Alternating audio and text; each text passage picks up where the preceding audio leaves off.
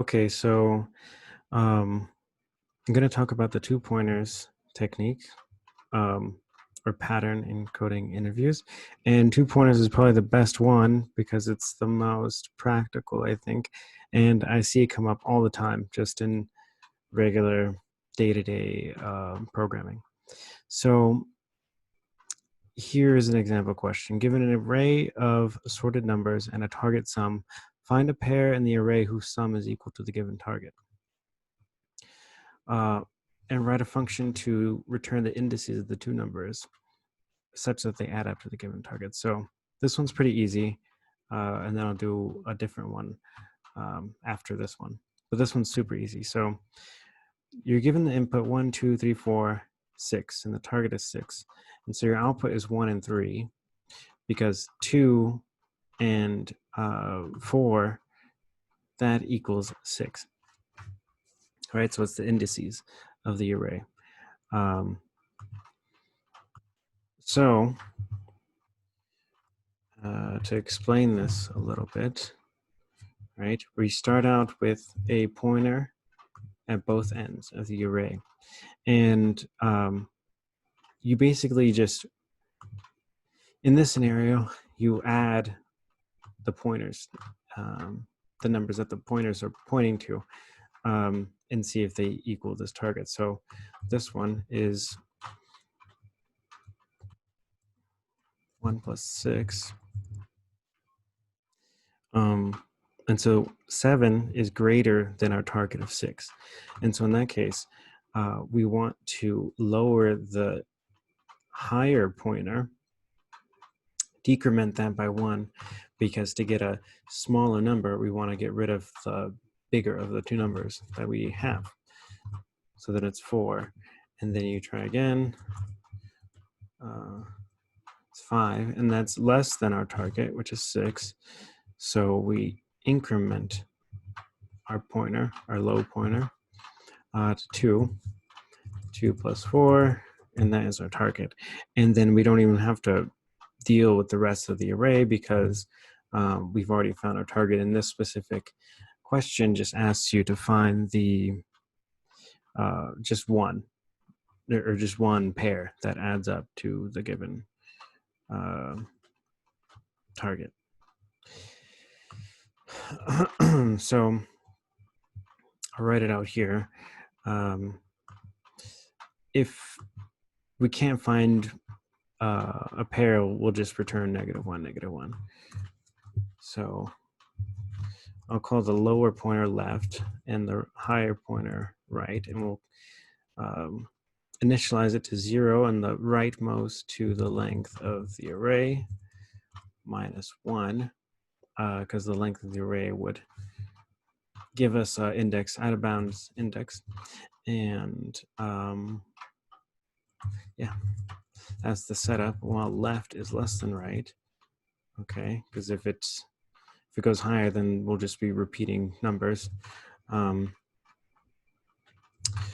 We'll get our current sum, which is the array of the left pointer plus the array of the right pointer. And if current sum equals target sum, then we don't even have to do anything else. We just return those indices, right? But if the current sum is greater than our target sum, then we should, oh, geez, sorry. Then if the current sum is greater than the target sum, then we want to decrement the high or the right pointer because it's too big.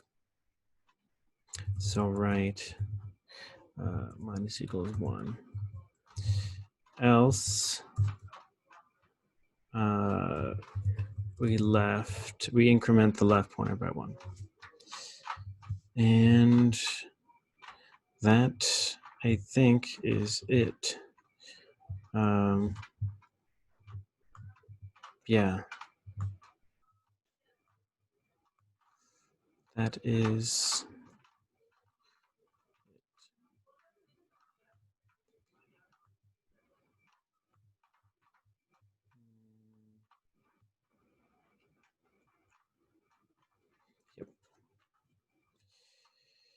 Okay.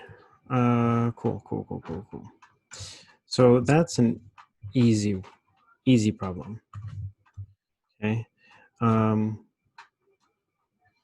Let's do this other one. So given an array containing zeros and ones and twos, sort the array in place. You should treat numbers of the array as objects, hence we can't count zeros, ones, and twos to recreate the array, because that'd be really easy if we could just count them. But so this is known as the national Dutch flag problem, Dutch national flag problem. So it's somewhat well known. So you have your input 1, 0, 2, 1, 0. And you just want to get zeros on the left, ones in the middle, two in the right. So what we would do is, again, we'd have 2 pointers. At the low and the high points, we're also going to have an index, right? So I guess it's kind of like 3 pointers, but basically you just look at the index at each point in time. And the main thing is that everything, all the zeros, right, we want behind the low pointer. And so at any given time, we want to make sure that all the zeros we've come across are behind this low pointer. And the ones, when we see a 1, we basically just ignore it and we just increment the index. And when we see a 2, we want to make sure that it's above the high pointer. Okay, so for low and zeros we swap, and for the 2s and the high pointers we swap as well. So this problem will go basically like this. We have one, so we ignore it. We just increment the pointer. Then it's 0. Then we swap 0 and the low pointer. Okay, so then it's 0, 1, 2, 1, 0. And then you increment the high, or the low pointer and the index. So our index is at 2 and our low pointer is at 1. Still, the low pointer is at a 1, but all the zeros are behind it. So then you look at 2 and you swap it. Oh, and then the high pointer is the same. So you look at 2, our index is at 2 now, and you swap it with the high because it's a 2. And so we'll do that.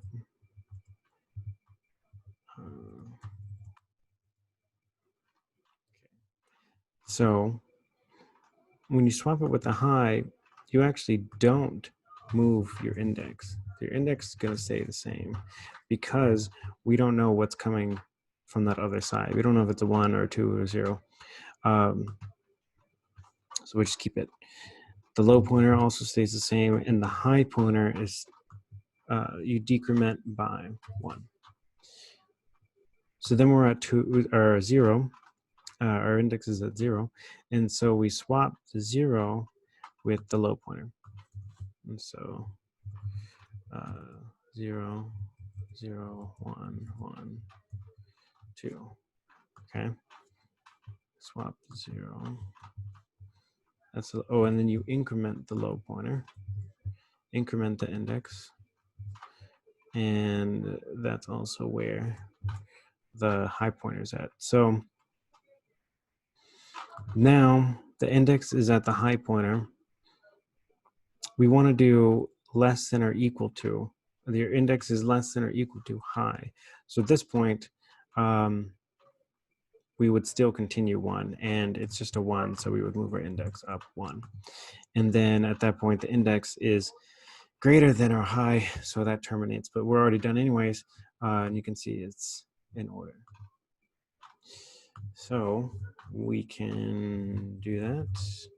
Low and high, 0. The length of the array, -1.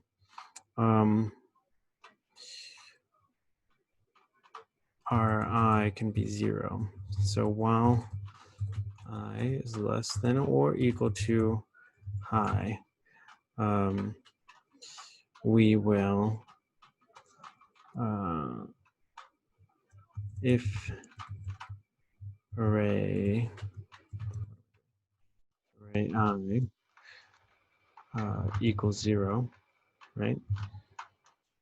Then we will swap array I and array low.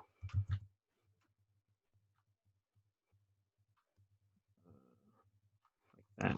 And then we'll increment the index by 1, and we'll also increment low by 1.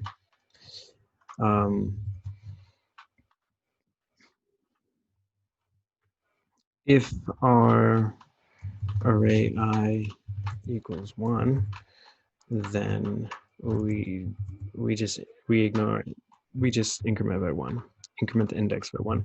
Else, and this is the case that array index equals 2, then we swap. No, I mean, you could write a function swap, but array I equals array I, and you only decrement the high. You don't mess with the index because we don't know what's we're switching into. So we just leave it alone. And that is all of it. So I hope that helped out a little bit. Thanks.